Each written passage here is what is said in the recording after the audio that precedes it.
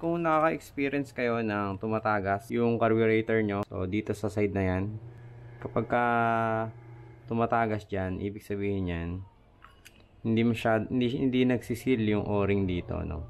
O yung gasket dyan.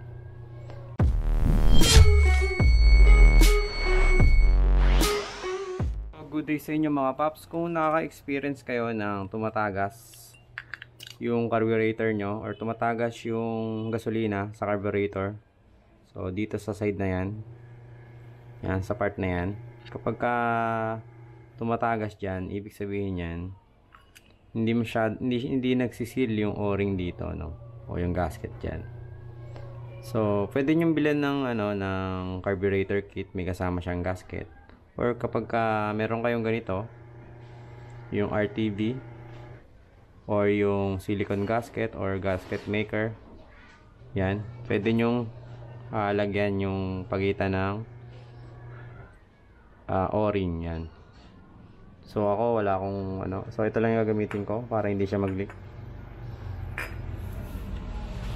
So lalagyan na natin siya palibot nung sa gasket. So konting-konti lang.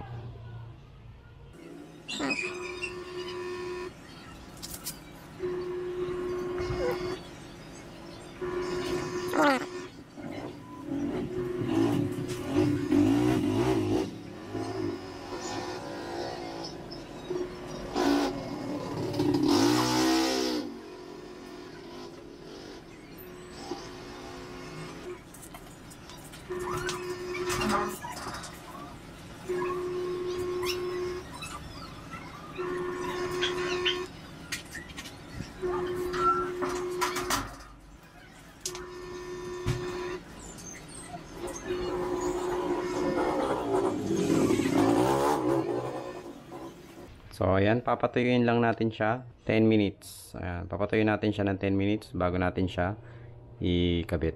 Okay, after 10 minutes, pwede na natin siyang ikabit. So mamaya makikita natin kung maglilik pa siya.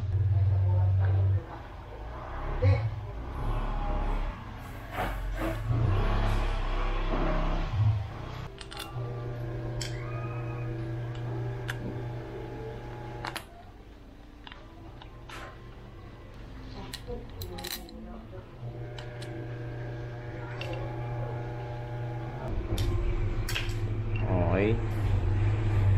So kanina naglilik siya banda dito.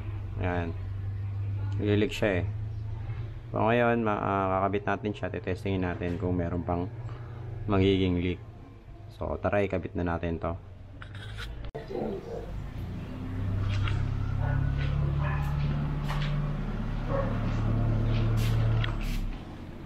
So ayan, nakabit na natin.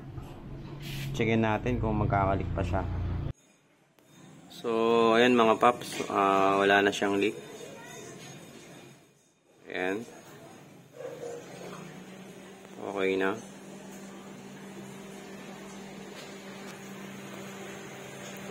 So kahit wala tayo nung o-ring, nilagyan lang natin siya ng yung gasket maker, no?